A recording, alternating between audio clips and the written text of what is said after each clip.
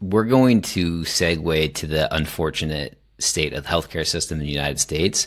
Okay. You said something before about every treatment was like $45,000, X number of treatments. What was that again? I received chemo for 6 months from July to December, and I calculated through my medical bills that it was approximately $45,000 every chemo session, and I had it once per week. And then in between that, I also had to get this. If your white blood cell count or your levels of your hemoglobin and all those things aren't where they want them to be, they can't give you chemo because it will just deteriorate you even more. So that happened to me several times. And then I had to get these injections, which were about approximately $1,000 a piece. I had to get those several times. So my summary of this is that having cancer or any life-threatening illness is extremely expensive. And the fact that, I literally saw patients get turned away because their insurance wouldn't cover their chemo or they couldn't get their MRI approved fast enough. I just can't believe that those things were happening in our country. I mean, I know for a fact that, cancer works so quickly. And if those patients don't get the chemo, that is literally going to define whether they have a chance at living or they don't. And I know that with MRIs, if you don't know where it is, how are you supposed to attack it? So those people I saw in those moments, it was just heart-wrenching. And I just thought to myself, how is this happening in our country? There has to be other ways to go about it. And I know that other countries do have better ways of going about it. And I know in terms of your job, I mean, we talk about maternity leave and how it's different in a lot of countries. Well, it's the same thing when you have an illness in other countries. I'm not saying I had a bad experience with my job. I was able to take FMLA, etc. But I just feel like other countries are more empathetic to the fact that we don't know. I didn't choose to have cancer. I didn't choose to have to take a leave off of work. I just think that there are other systems in place internationally that help support those patients a little bit better than we have. I would agree. America is the wealthiest nation that's ever existed and is presently the only developed nations, comparing it to the UK, Canada, Germany, France, Australia, where a serious illness like breast cancer can put you at risk of losing everything financially and going bankrupt. It can happen in the UK, Canada, Germany, France. However, it rarely, if ever, happens.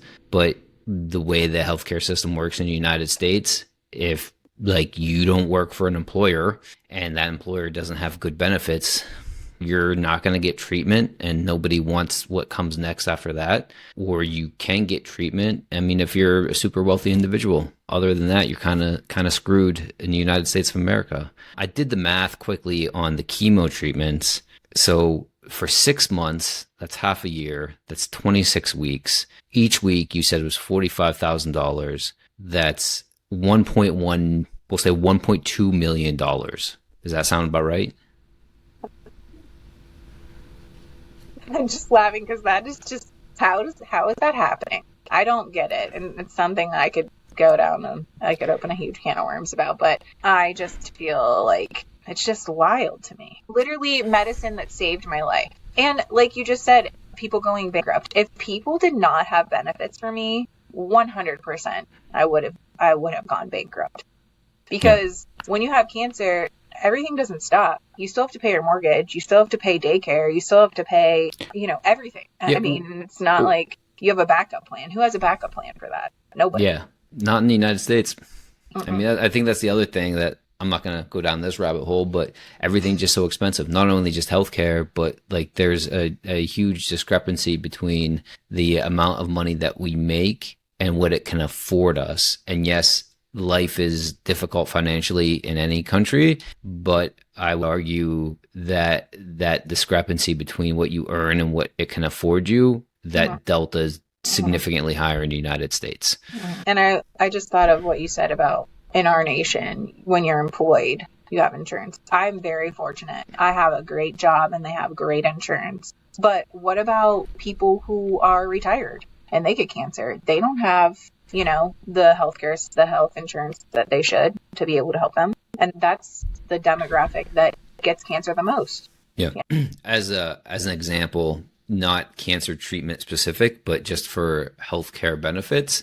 In the United States, you have the opportunity when you leave an employer to opt into COBRA insurance. I've left a couple jobs. I've had the opportunity to accept COBRA insurance from these employers, which were large financial institutions. And while I was employed, I might have been paying a couple $100 a month for my healthcare benefits at most. But my opportunity to opt in for healthcare post leaving those employers was over $1,000 a month for me, a single guy who's, knock on wood, healthy and has had no serious illnesses or anything.